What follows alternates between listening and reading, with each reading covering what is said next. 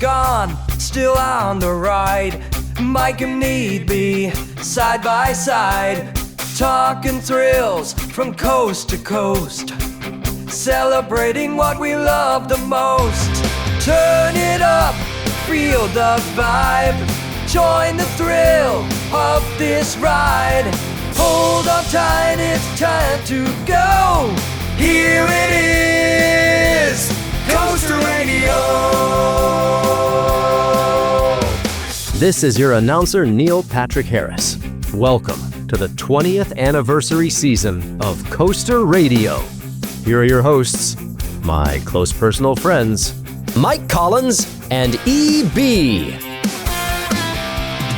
Hi, everybody, and welcome to the original theme park podcast. You are listening to CoasterRadio.com. My name is Mike. I am here with E.B., and we are ready to talk theme parks and thrill rides. And tonight, E.B., talking roller coasters especially.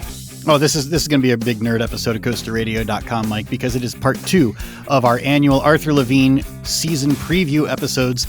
Last week, we did all of the non-roller coasters. This week, it's all about the roller coasters. We're not doing a first drop. We're not doing a quick hits. We're just going to go straight to our good friend, Arthur Levine. Welcome back, Arthur. Yes. Hey, happy to be here. I love nerding out with you guys. Yes, that's yes, right. We're going to get deep into the coaster weeds this week, I think. Oh, yeah. I like what we're doing this week. We've never done this before. Like every other year that we've all gotten together and talked about the best new attractions that are coming up for the year, we kind of always mix up the roller coasters and the flat rides and the dark rides. This year, doing it completely differently. We got all of the non-roller coaster rides done last week. Mm-hmm. This week, like you said, he'd be nerding out. It's going to be only roller coasters this week. And there's a lot to get excited about in 2025. And there's one in particular that is just like almost hard to fathom, but we'll get there. Oh, good. Well, let's reintroduce our guest here, Mike. Arthur Levine, longtime friend of the podcast. We are here in our 20th season of CoasterRadio.com. I think we've known Arthur just as long as the podcast has been going. Mm-hmm. But Arthur's been around the industry for even longer than that, writing for newspapers, for websites, for magazines, been on television, radio, and of course, comes on this podcast every year to give us the season preview. So welcome back, Arthur, and tell us about themeparks.fun. That's your Substack. You're still writing about theme parks. You're still going to the parks all around the world and sharing your insights and wisdom with us. I am. And hello, Mike, and hello, EB. It's great to be with you. Once again, this is one of the highlights of my year, I have to say. I love doing this with you guys. And as I said last week, and as I say every year, I've been with you for all 20 years. And by that, I mean, I'm a fan of the show and I listen every week. Right from the very beginning, when I didn't even know what the heck a podcast was. And I couldn't believe that you guys were talking about theme parks and I could plug my iPhone in and listen to you guys talking about theme parks every week. It was great back then, and it's been great for 20 years. And congratulations on your 20th anniversary. I'm so happy to be here. And yes, EB, I am still writing about parks after about 32, 33 years at it. I still continue to write for a number of different outlets, but mostly I'm writing my own Substack, which folks can find at aboutthemeparks.fun. And there they will find, they can subscribe, and there's a free option and there's a paid option. And by subscribing, folks will get in their email every week news and information about the incredible world of parks and attractions. Many of the things, and really all of the things that we're going to be talking about today, all of the coasters that we're going to be talking about, I've already written about. And hopefully I'll get to experience some of these as we get into 2025, and I'll be giving my reviews about them. But right now it's great to just step back and take a look at what is really an incredible year of roller coasters. Last week we talked about some incredible attractions, and this week we've got some wild coasters to talk about. Oh, yeah. This is always one of my favorite episodes of the year, and I think the reason is because we always do it in January, and I know where you guys are. It's probably sub-zero temperatures right now. and Literally, here, yes. Yeah, and in D.C. it's cold too, so I like this because it kind of gets you looking forward to the fun summertime months where it's warm and you get to ride all these rides. So let's kick it off with we got a long list. Yeah, and we've got so many to talk about and some great ones. Let's kick it off here with one that I think might be a contender for best new ride overall of the year. I mean, there's a lot of competition, but this one looks pretty good. It's at Canada's Wonderland. It's called Alpine Fury. Yeah. I think I'm going to take exception with your pick for this being perhaps the most anticipated or the best one. However, it is a great one. It is going to be the 19th coaster at Canada's Wonderland. For many years we had the Coaster Wars, and it was like Six Flags Great Adventure and Magic Mountain going at it. But very quietly, kind of under the radar, Canada's Wonderland kept building coasters as well. And now they're right up there in terms of a park that has the most coasters. So this will be number 19. It's going to be in their signature Wonder Mountain that folks see as they enter the park. And there are a number of coasters and attractions that already kind of make use of Wonder Mountain, but this one will be perhaps the best yet. It's going to be a launched coaster from Premier Skyrocket. And it's going to launch at 72 miles per hour. It's going to climb 164 feet.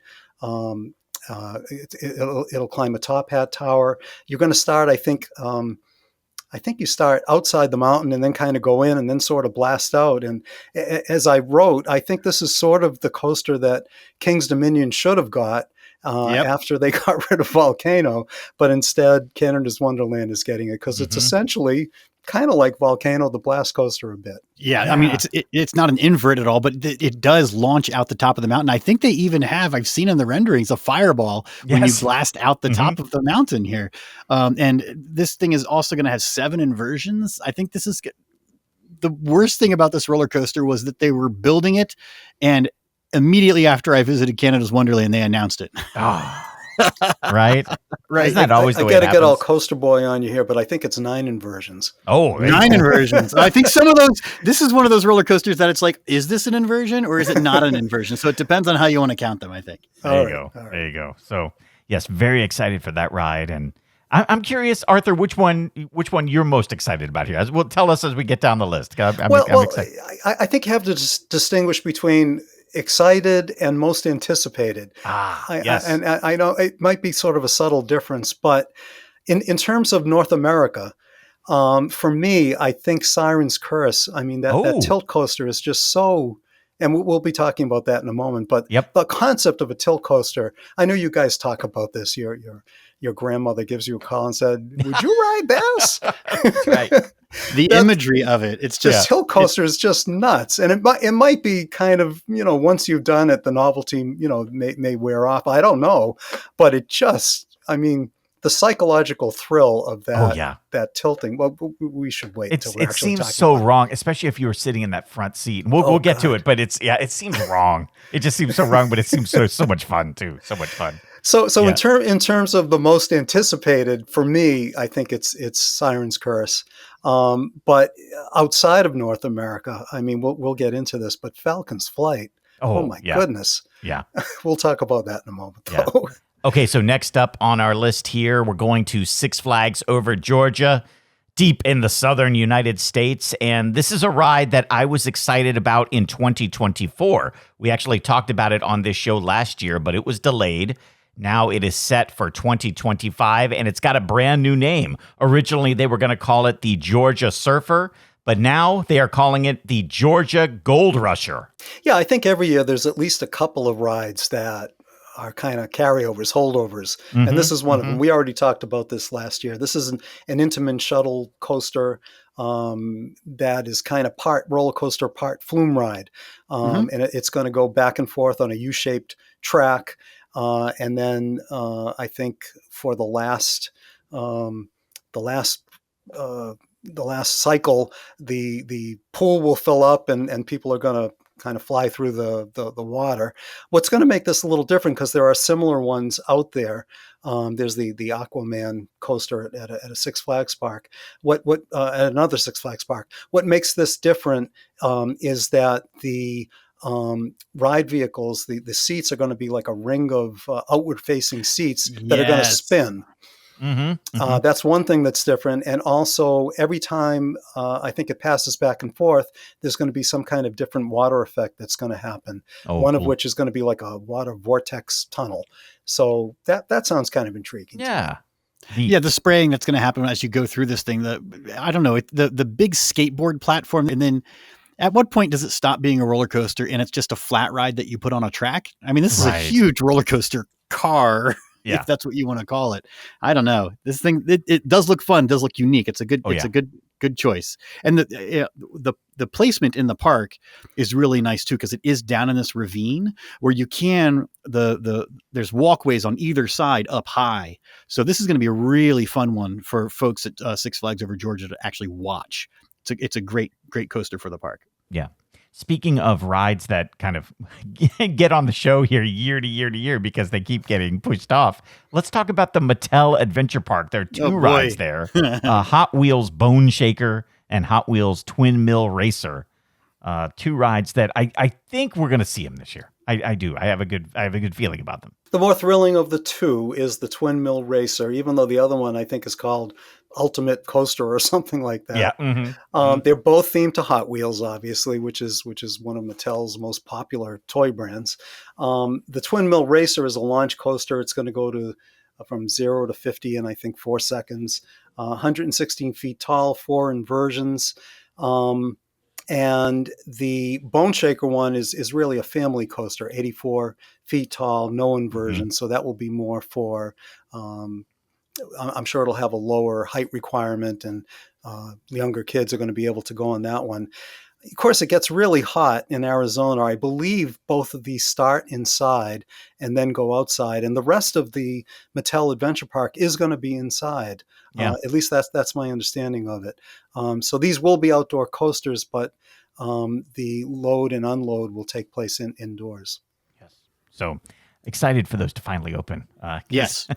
Then we can at least take it off our list. We do put it on the list every year. So. Been on there for years. What the heck? Right. All right, so now let's talk about Falcon's Flight at Six Flags Qiddiya here, because I think the reason why I keep kind of getting this out of my mind and making it like to where I feel like it's not going to be the best new attraction of the year is because it seems fake. Like, it doesn't seem real to me. Every time I see photos of this, even though I see it being constructed, it just seems like something out of Roller Coaster Tycoon, or like that one of the kids from Lair Elementary when we used to have the roller coaster design contest would make. It's totally unattainable. Yes, but it's actually being built. It's actually happening, and I have to just make myself believe that it's really like it's not just a mirage out in the desert. It's really happening out in the desert. So. I think the expression you used last week was like it's like a fever dream. Yes, which I think is a pretty apt metaphor. But I mean, listen to the stats on this thing. It's from Intamin. They're calling it an EXA coaster. You know, we've got the Giga and we've got the Hyper, and this is an EXA coaster. Wow. And it will have an LSM launch, but I think initially it has a traditional chain lift that will go up. I'm not sure how tall it goes, but I think 12,000 feet. I think it's going to be quite high, and it's going to hit 94 miles per hour on the first drop. But that's just the prelude, because then there's going to be an LSM launch that's going to launch the train up 640 feet up to a cliff. That's not real. 640 feet. Now, keep in mind, King Dakar, which of course, gave its last ride, and I got to ride it last year. I didn't know that it was going to be going away, but I did get to ride it last season, so that was great. King Dakar was 456 feet tall. It was the world's tallest coaster. This is 184 feet taller than that, which, if you just take an 184 foot coaster, that in itself is pretty significant. But that's the difference between King Dakar and this ride. So it's going to take you up to the top of this cliff, and at that point, it kind of reminds me a little bit of Iron Rattler. I don't know if you guys have been to Six Flags Fiesta, Texas. I think one of you. Oh yeah, yes, was me, there. yeah, yep. And both of us have been there. Yep. Okay, all right. So you, I believe you must have experience of falling off a cliff. Right, pretty extreme. Right. Except this cliff is going to be 519 foot drop. straight down, as far as I know. And I don't know how fast it will reach at that point, but when it hits the bottom, you're going to go into some underground tunnels with some colored lights. And then the second LSM launch kind of kicks in, and that's when it's going to reach 155 miles an hour, which will make it the world's fastest and tallest coaster, 6 miles per hour faster than Formula Rossa, also in the Middle East. And this is going to be 14,000 feet of track, about 2.5 miles. I know, it sounds absurd. Well, and then it takes you, I mean, you're coming out of that tunnel, don't forget, you go into a hill that's taller than King Dakar. Just that first hill is after the drop off the cliff. And of course, if there's the slightest breeze, you also get the greatest exfoliation of your skin with the sand. Well, I don't know if you guys saw, I think the year that you were at IAPA, I think they were showing one of the cars. Is that right? Do you remember seeing it? I think that's right. Yeah. With the big bird on the front. Yeah. And a big windshield on the front. Yes. Mm-hmm. Yeah. When you ride Formula Rossa, not that I've done it, but you have to wear goggles to protect your eyes from the sand. Right. These are going to have every single car will have a built-in windshield to protect you from the sand. Yeah. Now I know you've talked about this. I've heard you guys talk about it.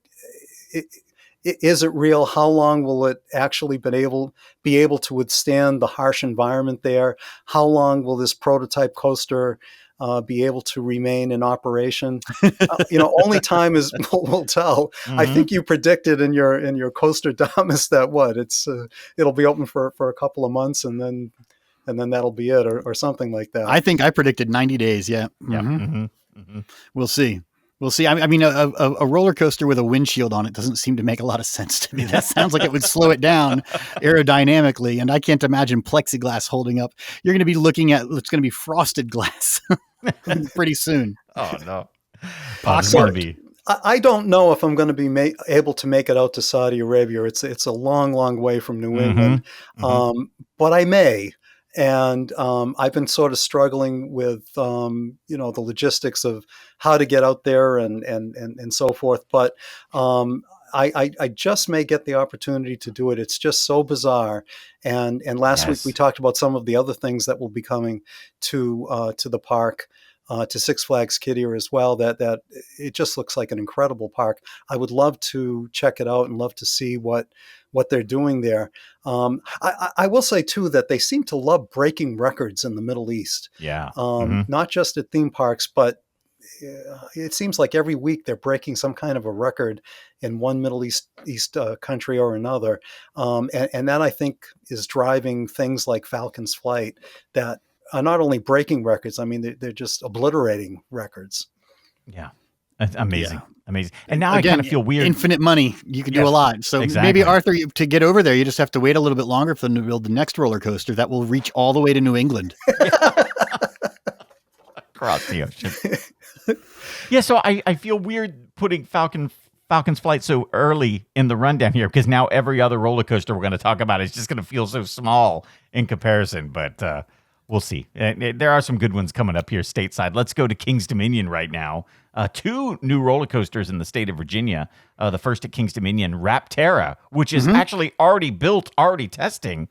So they should be able to open this up realistically probably when the park opens. Yeah, and this is going to be a B&M launched wing coaster. Not unlike the one that's near you, EB, Thunderbird at Holiday World. Yes. And it's funny, we were talking last week about how parks love to brag about breaking records, and they're calling this the world's tallest and longest launched wing coaster. Of course, there were only 3 launched wing coasters in the world. The tallest one right now is Thunderbird, and this is going to be taller and longer by just a few feet than that. But it's going to be I think 145 feet tall. It's going to be 3,086 feet in length. I have not been on the Holiday World coaster. I would imagine you probably have, so you could share your experience with that. But it looks like a great coaster. But I think the folks at King's Dominion are going to be still missing Volcano the Blast Coaster. That's my sense. Yeah. And what this. But both of you guys kind of call this your home park at one point. What do you think about that? The mountain is gone, and with the mountain gone, there's no replacing Volcano the Blast Coaster, right? Like, Mike, could they build anything without a mountain and then make you be like, this is a good replacement? No, and I think like this is a pretty cool roller coaster, but they're not adding the extra something to this ride to that make something it is a mountain, worthy. Mike. I just said it. Well, but if they can't build a mountain, which I'm surprised there's not some type of mountain structure as part of this, but if they cannot build a mountain, they needed to build a temple, and you go inside the temple for a show scene before the launch. That I think would have made this even more special and more of a worthy replacement for Volcano, because you could have had some type of like volcanic eruption inside the building. You could have done so many different things in there. Now it's just going to kind of go through, some archways, I think. Maybe that's what they'll do, but it's not enough in my opinion. I think rumor was that there was supposed to be a show scene. It got cut for budget reasons. I think that's a mistake, especially because people will remember what was in that spot.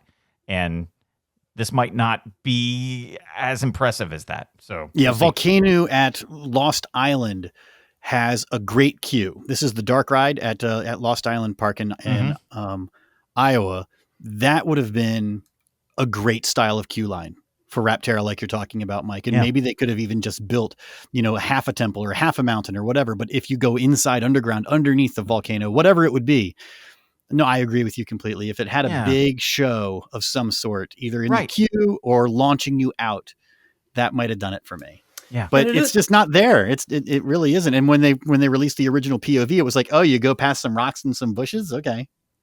And it is the 50th anniversary of King's Dominion after all. It seems like they could have maybe wrung some money out of the budget to do a little more. Right. Yeah. And I suppose it's something that could be added later, because you're talking about like building something over the launch. You could technically do that like during the off season, but I don't know. Now's the time to do it, but it's too bad. The other thing, the other ride we're going to talk about now at Busch Gardens, Williamsburg, the Big Bad Wolf, the Wolf's Revenge. Yes. It's another attraction where I think you're hearkening back to a loved attraction at the park. It's kind of the exact same thing. They have to kind of hit this one out of the park because people are going to be comparing it to the old one, just with the name and with the style of ride. So I am really hoping that this ride, and we can talk about it here, that it does do what the original Big Bad Wolf did, where the ride is going very close to buildings and you're having these near misses. That was the magic of that original Arrow ride back in the day. Yeah, but whereas the original Big Bad Wolf was really a thrill ride, this is really more a family coaster. Right. So kind of by design, they're already kind of making it difficult to compare the two. And if people are looking for that old Big Bad Wolf experience, I don't think they're certainly not going to be getting the same level of thrill with this one. We're talking about 40 miles per hour. And on the other hand, it will have a 42-inch height requirement, which will allow younger kids to go on it. So that part is great. And parks do need a wide variety of coasters. I don't think everyone needs to be, Falcon's Flight, certainly. Right. And so I think it's great that the park is building this, but to call it Big Bad Wolf is inviting inevitable comparisons. And I think there might be maybe a little disappointment that they're setting themselves up for here. Yeah. We'll have to see in both of those cases there. Let's do these three real quick, and then we'll take a break and get into some more big ones here. I like some of these smaller roller coasters that are being built around the world. At Santa's Village in Ontario, there's Yeti Trek. I like the look of this one. This looks fun. This looks really similar to one that opened last year at Santa's Village in New Hampshire. Like that one, it is a Vekoma family coaster. I don't know any stats about Yeti Trek, but it looks really similar. The one in New Hampshire goes 25 miles an hour, reaches a height of 41 feet. Santa's Village in New Hampshire, by the way, is a wonderful park. I have not been to Santa's Village in Ontario. And by the way, even though they have the same name, they're not related. They're the different owners, kind of different, obviously the same theme, but it's not the same ownership, the same type of park necessarily. So I don't really know much beyond the fact that it's a Vekoma family coaster. Yeah. Here's a story out of Saudi Arabia, a ride that I want to see come to the States because I want to see what an American park will do with this. But it's one of those SNS Worldwide Access coasters. But the first one is going to an indoor family entertainment center in Saudi Arabia. So there's not much info about this yet, I think. But I'm sure we're going to start seeing video from that first one they're building. And we talked a little bit last week about how the Kingdom of Saudi Arabia is investing billions and billions of dollars in parks and attractions and tourism, and trying to attract people not only within the country but from outside the country, and trying to diversify and kind of get away from an oil-dependent economy. So this is one of the first of 3 family entertainment centers that will be themed to Transformers in Saudi Arabia, and the ride itself, the SNS Axis coaster, will be themed to Transformers. And I saw this on the IAPA show floor. This is a spinning coaster, but instead of what we normally think of as a spinning coaster, where the coaster spins, the seats spin laterally, the cars spin laterally. This one is going to spin on the X axis, so it's going to kind of tilt back and forth, and it won't be free spinning. It's going to have this controlled spin. So it'll be a very different kind of experience. And as you said, it will be indoors, themed to Transformers. I'm imagining there's going to be all kinds of show scenes, and I would imagine they're going to use the spinning to maybe sort of direct your attention to different elements that are happening in the attraction. Yeah. And this last one here before we take a break, it's at Walibi Holland in the Netherlands. We talked about this, EB. Was it the Yoy coaster? Or it's happy, yoy. Yeah, that's right.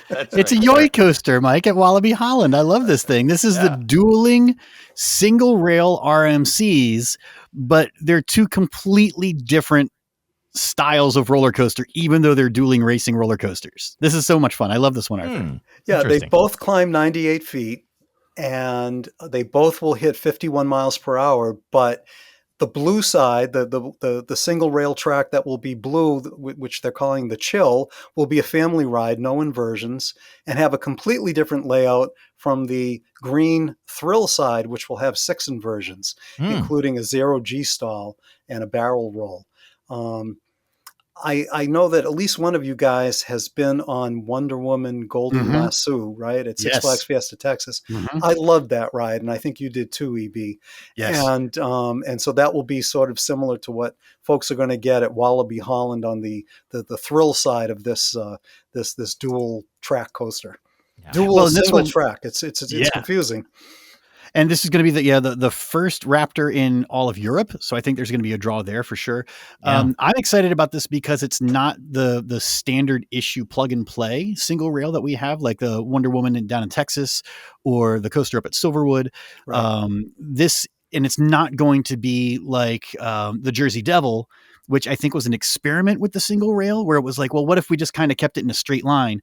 This is Walibi Holland getting another version of a very twisty single rail coaster, which I think is the strength of these. So I'm excited, especially for that thrill side with those 6 inversions, the most inversions on any single rail roller coaster. Yeah.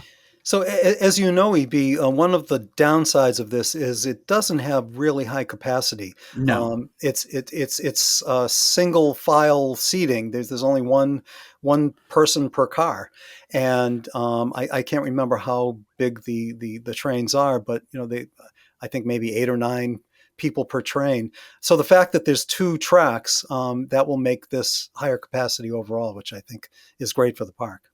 Yeah, it's going to be interesting to see how they can make that work because they've installed these with the continuous load, right? With the moving sidewalk and the trains just meander through the stations. If you have one side being for little kids and the other one is the thrill side, I feel like the thrill people are going to be able to board faster than the scared 5-year-old that's getting on the chill side. So that'll be interesting, loading them side by side in a continuous load fashion. But overall, Yoy, Mike, Yoy might be my favorite roller coaster so far. I do like nice. Alpine Fury, right? Because it's got so many inversions and it uses the mountain. That's my other one. But I do love those single rails, Arthur. You're absolutely right about that. All right. Well, we're halfway through our list, so let's see. Because I'm wondering if any of these others that we're going to talk about, EB, might tempt you towards being your favorite one. So we'll take a break, but when we come back, we're going to talk about roller coasters coming to Lost Island, Carowinds, Six Flags New England, Knott's Berry Farm, Great Adventure, Great America. We'll talk about the ones coming to Cedar Point too, including the Tilt Coaster. But then we're also going to talk about 4 roller coasters coming to Epic Universe in Orlando. So much to get to, fellas. We'll do it right after this. This is Coaster Radio.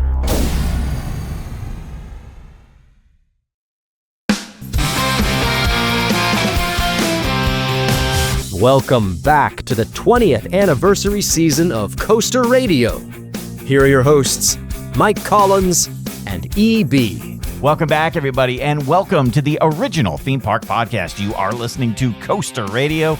My name is Mike. I am here with my friends EB and Arthur, having a fantastic show talking about all of the brand new roller coasters coming to parks in 2025. I'm so glad we did the show this way this year, where we're not just mixing them up over the 2 shows. Like, this is purely a roller coaster show, and I'm liking it. Yeah, this is so much fun, Mike. I love that we did this, and I love that we have our good friend Arthur Levine joining us from AboutThemeParks.fun, longtime friend of the show, super duper expert in theme parks.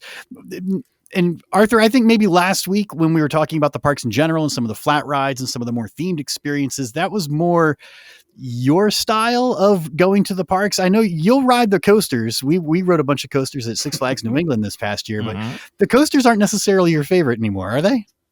I don't know. I like everything. I love theme parks in general. I just love them, and I love roller coasters. I get blown away by things like we were talking last week about the new Harry Potter Ministry of Magic ride and the Dark Universe ride. I mean, those things just boggle my mind, the level of creativity. But for pure thrill, I mean, you can't beat a roller coaster, and I love roller coasters. So I think I love them equally, EB. Okay, there you go. Fair enough. Now, talking about something that's just pure thrills, let's talk Top Thrill 2. Yes. I mean, this thing is just a, one trick. You launch really fast, you go up the top hat, and you come back. It broke down. They shut it down. They brought it back. It didn't work. Is this thing going to open, Arthur? They're saying now it's going to open in a few months, but Cedar Point does have it listed on their website opening day, which is May 3rd. Is this going to happen? I don't know if it's going to happen. We'll have to see. But for the, whatever it was, 8 days that it was open, I was one of the people, along with Cincinnati John. I got to ride with him on Top Thrill 2, and it is a great ride. I hope that they can get it open. I think that people will love this. We've talked about this many times before. You just mentioned it's kind of a one trick. It's really kind of a 3-trick ride now. The new version, yeah. Yeah, it's got 3 launches, the first of which is 74 miles per hour. It goes up halfway up the top hat and rolls back. So everybody gets a rollback now. Hits 101 miles per hour and goes up the new vertical spike that they have. It goes up about 350 feet. And that, for me, was the highlight of the ride. Just hanging there with that negative G airtime. It was just wild. And backwards negative G airtime, I should say. And then you finally hit the final multi-pass launch and hit the 120 miles per hour and go up and over the top hat. And it goes up and over with such ferocity.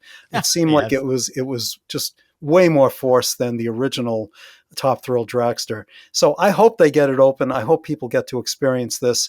If they are able to do it and have kind of a 1-2 punch with Top Thrill 2 and Siren's Curse, which we're going to talk about momentarily, this should be an incredible year for Cedar Point, I think. Yeah. It's almost like maybe it was a good thing that this happened, because all of a sudden they're having a summer with with 2 blockbuster coasters kind of opening, right? Like, what other park gets 2 new big gigantic rides like this. So and not just any two. I mean, these are two pretty significant coasters. Yeah. So let's talk about it, because we've seen, these Vekoma tilt coasters overseas, and it's always, like you said, Arthur, like the ride that gets people going, sharing it on social media and going, would you ride that?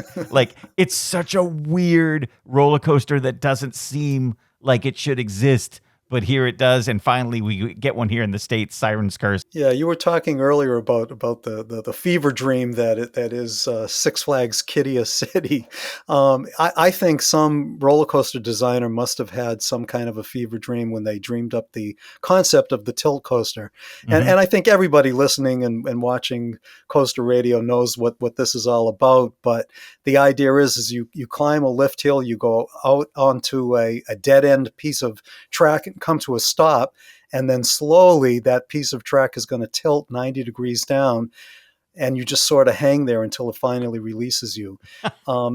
The actual thrills, I mean, it's going to climb 160 feet. It's going to hit 58 miles per hour.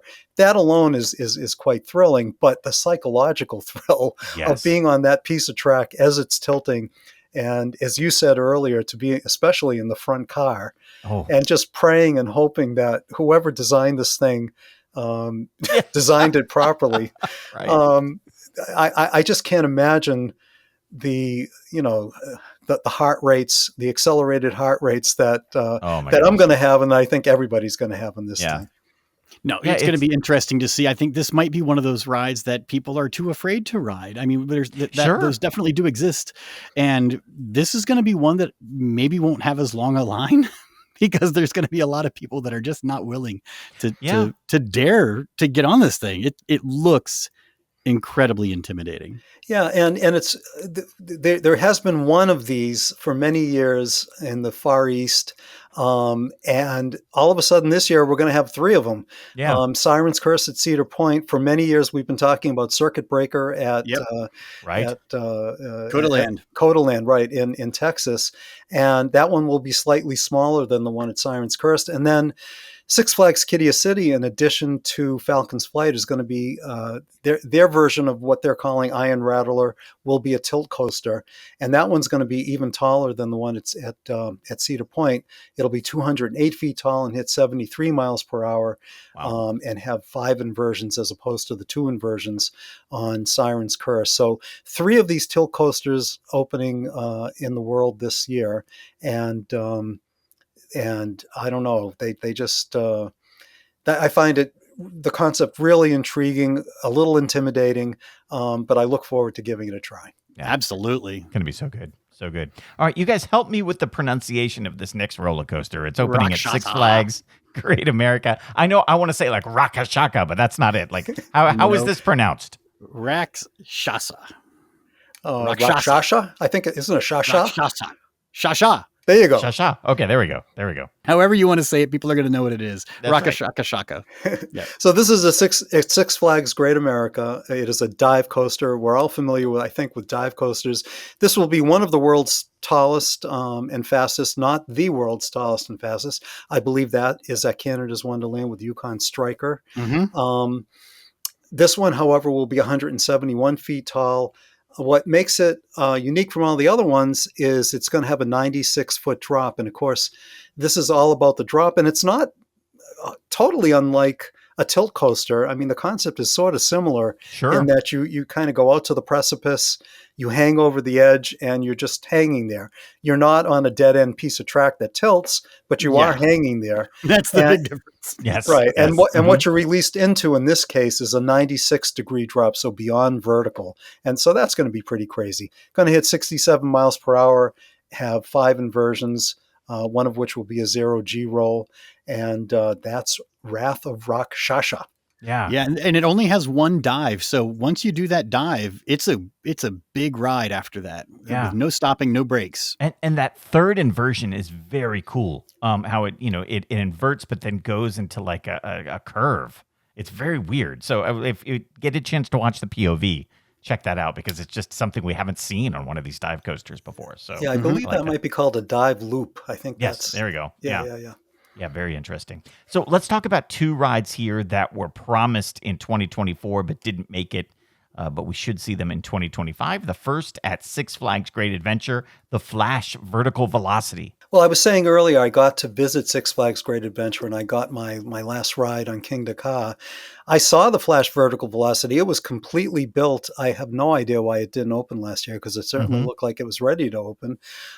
This is a Vekoma Super Boomerang. This is the first one in the U.S. I think there's another one in China. And this will be a launched coaster.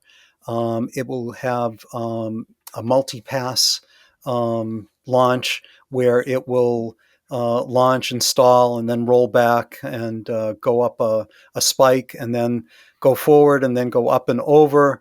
And what's interesting about this is it's a shuttle coaster. It'll end on the other side of that spike that it went up backwards, kind of hang there a little bit, and then repeat the whole course in reverse. It looked really sharp on the midway at Six Flags Great Adventure.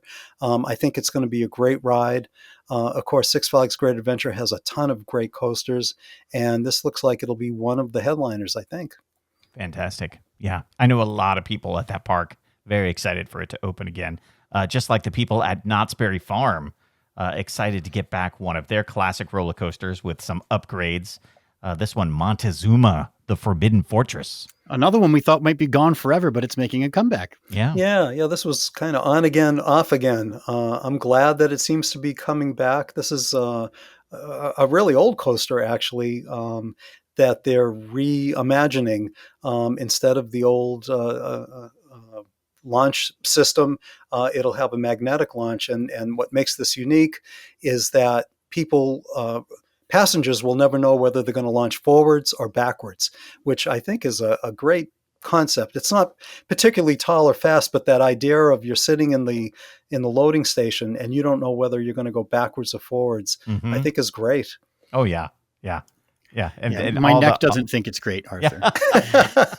Which way I think it is going going to be weird because it's going to be a totally different experience when you know you're launching one way or the other. You kind of know how to, position yourself properly for it. I mean, the launch isn't going to be that intense, right? And if you just hang loose and put your head back, you're going to be fine no matter what. But yeah, I think part of the fun too is that we're going to be bringing the show scenes back with this. That was always the rumor when this closed back in 2023, was you were going to get a variety of different show scenes. And I don't know if anybody's heard any more recent rumors about the special show scene that is going to be like 1 in 100 times. They're going to do a special show of some sort. So there's going to be a lot of rewritability, I think, Arthur, especially with the forward backward being a somewhat random is what we're expecting. Right. People are going to want to try and keep coming back to this thing to see everything. And I think this is a beloved ride for people who live in Southern California and frequent Knott's. Montezuma has been a really important part of that park for decades. So to have it reimagined and kind of saved, and as you said, we thought it might be gone forever. So great that it will actually be opening this year. Yeah. The roller coaster that gets my award for best name of the year is actually in your backyard, Arthur, at Six Flags New England. I love the name Quantum Accelerator for a roller coaster. That's just good. And the roller coaster itself looks fun too. Well, Evie and I had a great day at Six Flags New England last year, and we got to see the site where this will be going. And it looks like it will be a great coaster for families. This is not, a huge major thrill ride, but it will be a family launch coaster that's going to hit 45 miles per hour. It's going to have motorbike seating. And what's interesting too, it's in the Crack Axle Canyon part of the park, which EB, you remember we went on the Houdini ride there. Yes. and they're bringing back this character, Professor Screamore, who debuted last year at Six Flags America in Maryland. They're not bringing him back, but but bringing him over, bringing him up to New England. To New England, right. So he's got something to do with this quantum accelerator ride. I think it's got kind of a steampunk theme in this Old West land at the park, and Professor Screamore is somehow going to launch you into this crazy ride that people are going to ride on with motorbike style seats.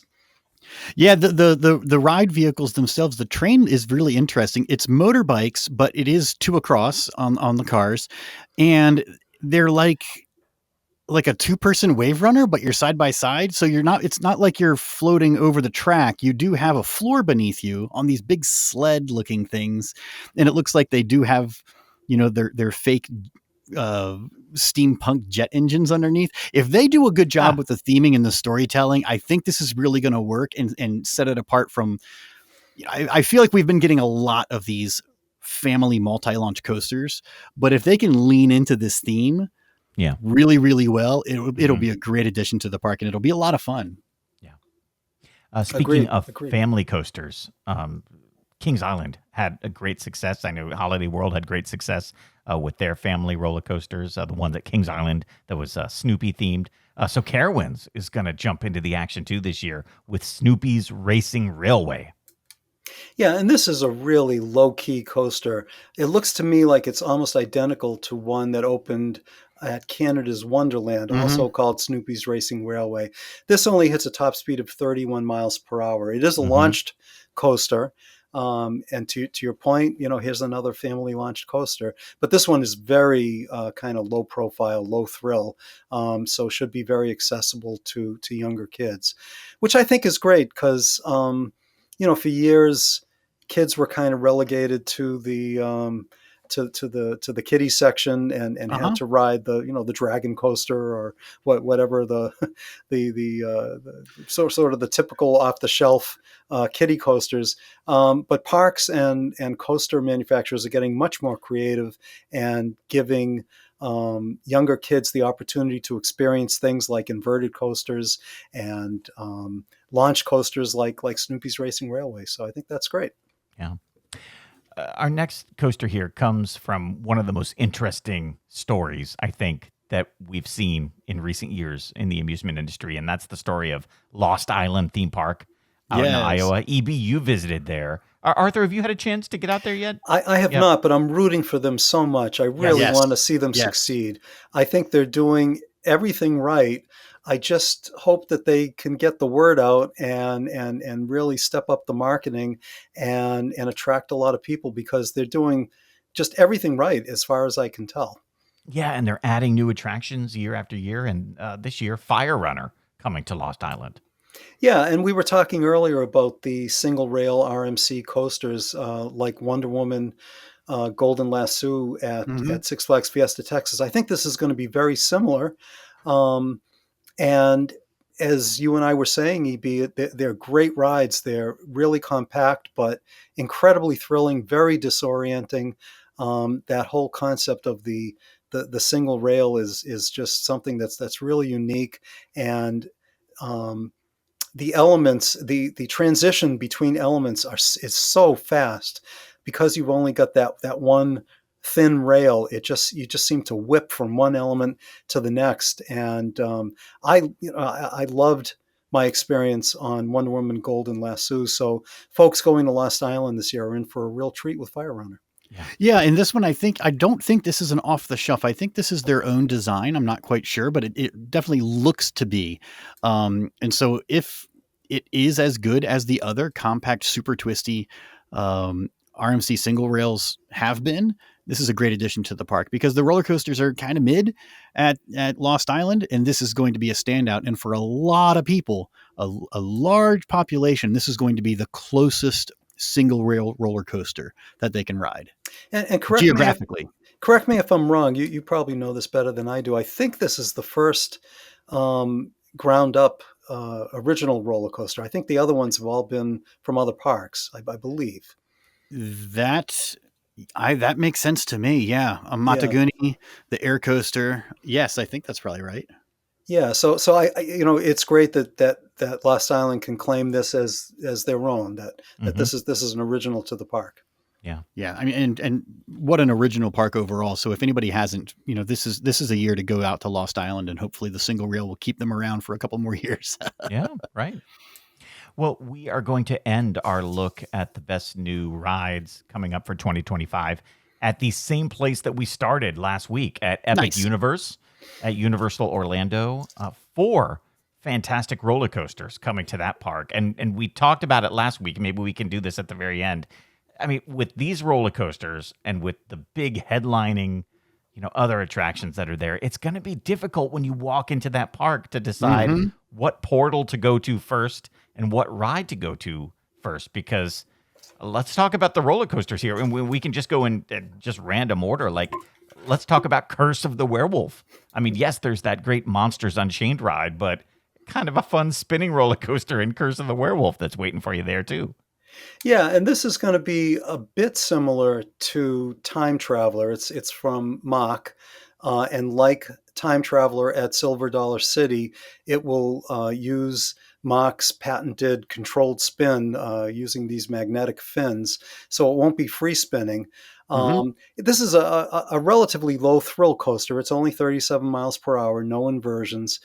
So for families, what I find very intriguing, Universal hasn't talked much about this, but the artwork that they've shared, they show this giant animatronic werewolf in the loading station that looks to be swiping the train. It reminds me of, I think you might have to get out that It's Huge sound effect. Oh, wait, I'll get it. Let me find it here. Yes, it's got to be on here somewhere. The swiping Yeti. Yes. Oh, that's I got it. Here it is. It's huge! It's huge! There it is. So, Yes, there it is. Yes. I don't know if it's going to be like the original Yeti, but it certainly looks like it has the potential to be.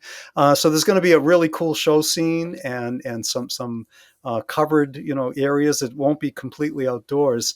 I think it's a relatively short ride, but looks to be a really well themed, exciting ride. Yeah. And like you guys said, that wondering what that animatronic is going to be like. That's the big surprise that's waiting in there. So that's interesting. Another family ride here at Epic Universe in the How to Train Your Dragon portal, Hiccup's Wing Gliders. Looks like a fun ride for kids. Sure. Yeah, what I don't understand about this is it's Hiccup's Wing Gliders, and of course, the land is called How to Train Your Dragon. I would have thought that there would have been a ride that would, get you on the back of a dragon. Of course, across town, Disney kind of has something similar, but that it doesn't seem to be what this is. I think a flying coaster would have made sense. Perhaps a wing coaster might have made sense, or even a flying theater might have made sense. But instead, they have Hiccup's Wing Gliders. It's an LSM launch coaster, and I think the idea is that you're sort of in training to ride a dragon. You're not actually riding a dragon. It's going to hit a top speed of 45 miles per hour. So I just think it's just a bit of a curious choice for ride vehicle or ride concept, but still looks to be a great ride. I think there's going to be some dark ride scenes in here as well. And of course the whole focus here, this is kind of their land that's geared to younger kids. So maybe that's why there isn't a flying coaster or a wing coaster. But that's just my take on it. Yeah, that makes sense. I mean, I would think that something without a floor would be pretty intimidating for a kid. And so the idea of kind of toning it down, like, well, we're not going to put you on a dragon, but you're just in this dragon training vehicle. Right. What I really like about this is that it kind of meanders around the whole park, or at least that whole land. It gives you a nice tour. It seems, as it kind of goes around and gives you a good look at everything. It's going to be that kind of a ride, I think. Yeah. And we were talking last week. I don't know what this land will really look like, but from the videos and the artwork that Universal has shared, it certainly seems like there could be some dragons flying in the air here, and how they accomplish that and what that will actually, how we'll actually experience that, I don't know. But you're right. If in fact we do have those and you're on a coaster, I mean, that could be quite compelling, I think. Yeah. Very cool. Very cool. I think the ride that is going to be debated the most, perhaps, at Epic Universe is Donkey Kong Minecart Madness. I think it's probably going to be debated because we've seen videos from its companion coaster in Japan. I don't think it's fair in this case on this ride. I'm going to say this right at the top. I think this ride might be one of those that you actually have to get on board and experience in person. I don't think the videos do this justice for what the ride tries to attempt. And I don't know how you guys feel about that, but that's what I'm thinking of right now. I know it's short. It's a short ride, but I don't know. I think it's probably better in person. Well, I'm with you, EB. You were talking, I can't remember if it was this week or last week, you were talking about you've been kind of following the cantilevered coaster for years now, many, many years ago. I think I may have even talked about it with you guys on Coaster Radio years and years ago, long before I think Universal Orlando even opened. Sure. And Islands of Adventure anyways. The concept of a cantilevered coaster where there's a hidden track and the track that you're riding on is sort of like a fake track is really, really compelling to me, really unique and intriguing. And the idea of using that concept to recreate the Donkey Kong experience, I think is great, where you're on this rickety track and there's gaps in the track and you jump the gaps. All of that sounds great, but yeah, you're right, Mike. The videos seem a bit underwhelming. Yes. And I think you're right. I think we need to withhold judgment until we actually get a chance to ride this thing. Maybe the videos just don't do it justice. It does look relatively tame. And I think it's intended to be relatively tame. But will you really get that sense that, oh my God, I'm going to die. There's a gap in the track, and I'm just going to fall to my death. I don't know. I don't think I don't need the oh my God, I'm going to die part, but I do want to feel like I'm jumping the track. That's been the promise of the cantilevered coaster. And maybe it's kind of like we had the conversation earlier about the Mario Kart ride. You can't experience the Mario Kart ride with the AR by watching a YouTube video. You can't feel the sensation of this roller coaster, the cantilevered Donkey Kong Minecart Madness. You can't feel it by watching a YouTube video. And that's really what it comes down to. I remember we talked, Mike, about how, when you are on the track, supposedly, you should feel something. But then when you are off the track and you're supposed to be flying, you should not feel the wheels rolling on something at that point. And there has to be a way that you can do that. And then when you land back again, they need to engineer a bit of a jolt for when you land back on the track again. And this thing looks way too smooth, where it is just like, I'm floating and I'm floating over here now. And I'm floating over here now. So we'll have to see. We'll have to see. The gags, though, the gags look really great. And those look effective. Like when you go around the one turn and it looks like you're going to have a head-on collision with Donkey Kong and Diddy Kong in the other car. And then when you actually do jump from side to side to avoid obstacles, that looks really cool. I just wish there was more of it, because anybody that's played the original N64 Donkey Kong games, that minecart stage is impossible and frantic and it's intense and it's all over. This is just so pleasant. It's almost a kiddie coaster. I think this ride might be different at night than it is at day. I think it might be at its peak and the best at night. Maybe. Because I think you can't see the cantilever part at night. And I wonder if people, I will not be shocked if people give reviews and say, yeah, this is a ride you have to wait and ride at night. Okay. Well, regardless of how believable the effect of the cantilevered coaster is, for folks who are not coaster enthusiasts, not park enthusiasts, like probably everybody listening and watching to us now, if you're just sort of a casual fan and you get on this ride and you're aiming directly for, some kind of a prop and you look at the track and you think, oh my God, there's no way we're gonna hit that thing. And then at the last second, it shifts left or right. I think people are going to get kind of giddy. Will people in the know who kind of know that, this is what's going to happen, have that same feeling? We'll have to wait and see. I don't know. But the casual fan, I think, might find this really something. Yeah. And so our final attraction, final roller coaster tonight to look at here on our big preview of all the rides coming in 2025. It's going to be one of the first ride you see, I think you come into Epic Universe, Stardust Racers. And this looks big and fun, and it races. This is the nighttime ride. Yeah, exactly. Yeah. They're already doing testing of this ride, and people have been shooting some videos with the lighting on the trains, and it looks beautiful. Looks fun. Yeah, Mike, you were saying, what's the first land? What's the first attraction you're going to be heading to? For me, probably Dark Universe. Mm-hmm. But once you enter the main entrance of the park and go through the initial portal, the first thing you're going to see, I think, is Stardust Racers. So I wouldn't be surprised if just about everybody's going to make a beeline for that, because it's right there. And oh my God, this coaster just looks stunning. Yeah. It's so well designed.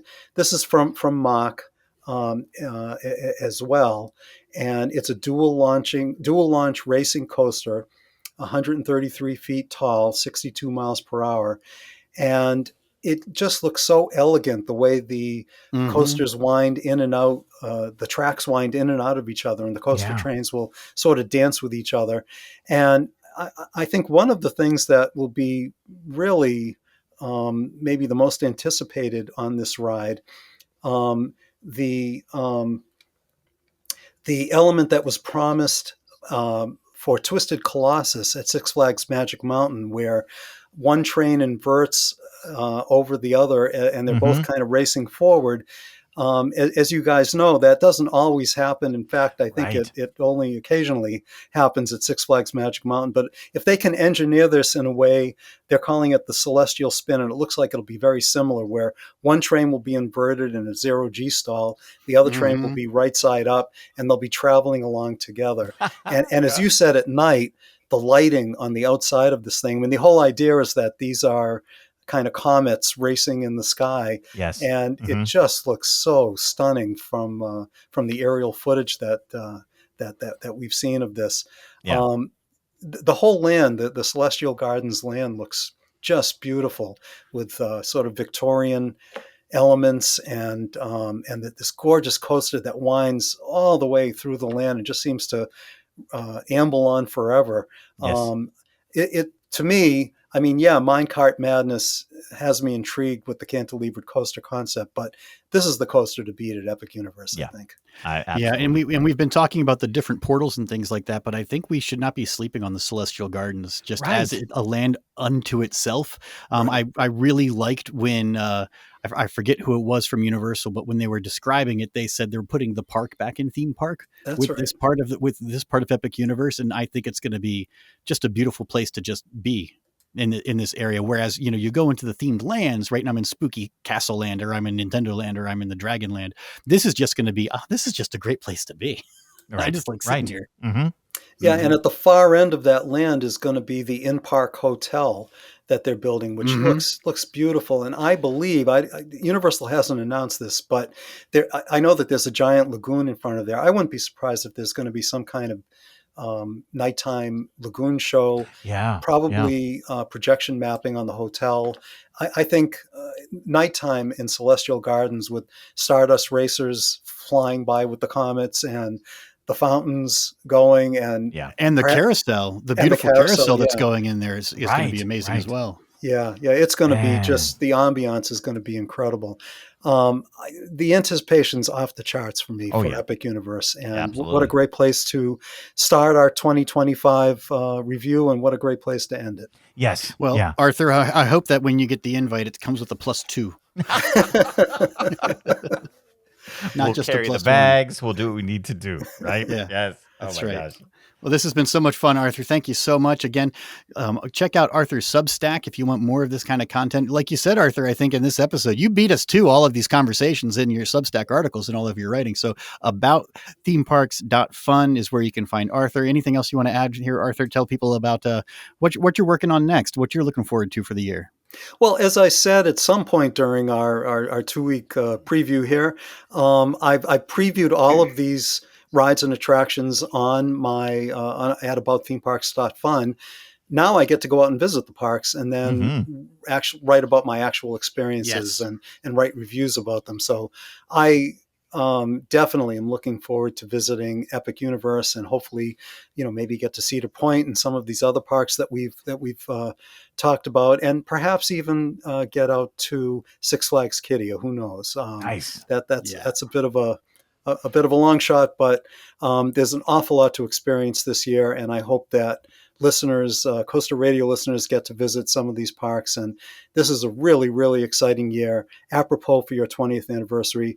So pleased and proud to have been with you all these years, and really happy to be here this year to celebrate with you guys. And love the new look and feel of the show, and look forward to the games that you've got going this year. That's always a highlight, and looking forward to hearing what you have to do as the season unfolds here. Oh, thank you so much, Arthur. And it's so great to have you here. And like we said last week, it's people's favorite episode. We have the data to prove it. It really is. Yeah, that Spotify told us last like just a couple of weeks ago. They're like, hey, best episode of the year, the one with the biggest numbers is the one with Arthur Levine on it. So we're so happy to have you here year after year, and just looking forward to talking to you during this theme park season, because 2025 is going to be a good year, man. We've seen it this past 2 weeks. I'm excited. I hope the rest of you guys are out there too. Just so much to look forward to. Well, thank you very much for inviting me, as always, and it's a thrill for me to be a small part of the show, and you guys do a great job, and keep up the good work, as everybody says when they call in. Oh, great. Thank you. All right. Thank you, Arthur. Yeah, Mike, you talked about, what's coming up next. We got a fun interview that's going to be coming up on next week's episode of CoasterRadio.com. I think we've got our listener survey reactions. We're going to go through the listener surveys. That's coming up on an episode of CoasterRadio.com. We mentioned The Ultimate is coming. That's Wednesday, February 12th during the live look-in. Remember, the live look-ins are every Wednesday at 9 p.m. Eastern Time. You can also go to CoasterRadio.com to support the show. We've got referral links up there for hotels.com if you're planning a trip, if you're doing some shopping on Amazon. If you want to buy a CoasterRadio.com t-shirt, we've got retro t-shirts. We've got the new logo t-shirt. We've got old meetup t-shirts, Mike. Just go to CoasterRadio.com, scroll down, you'll find the link to the t-shirt shop there. The best way that you can support the show, though, is to go to patreon.com/Coaster Radio. We've got perks. We've got bonus content. I send you stuff in the mail. You get a birthday present. And Mike, we also say people's name on the podcast at the $20 a month pledge level. Yes, we say hello to Alex Payne, Brian Wackler, Chris Rankin, Cincinnati Nick, the sweatshirt guy, our friends at Club Z, the two bearded coaster Chris's, CM Venom, Colton Toms, David Sakala, Dino, Grace, John Brody, and John Brown. Also, Josh Combs, Justin Padilla, Karen and Lee Howard, Kevin Wilson, Kyle Kiefer, our friends at Made to Thrill, Matt Walker, Michael Foucault, Paolo de los Reyes, Rich Barber, Rick Burnley, Shane Mankiewicz, our friends at the Thrill Nerds, Tom from Louisville, and Zachary Carpenter. And if you have checked out the new logo that is everywhere that Coaster Radio is, on our social media, on our website, probably on this podcast, if you look down at your iPhone right now or your podcatcher, you will see the new logo. That comes to us courtesy of Lindner Design Company. They specialize in branding, illustration, and small batch custom apparel. Kyle is fantastic, and you can find his company on Instagram at Lindner Design. So check it out. Lots of great stuff. Thank you so much. Arthur, thank you again for being here. It's so great to have you, and looking forward to hearing all of your reports as you get out to parks in 2025. Well, thank you for inviting me, and best of luck with your 20th anniversary season. Looking forward to episodes, and loving the sound of the show, loving your energy, and always great to be here with you guys. Thanks, Arthur. So great. And we will see the rest of you guys next week. You've been listening to Coaster Radio, the original theme park podcast. To learn more about the show and hear hundreds of episodes from the archives, visit our website at coasterradio.com. This is your announcer, Neil Patrick Harris. Thanks for listening. Peace out, suckers.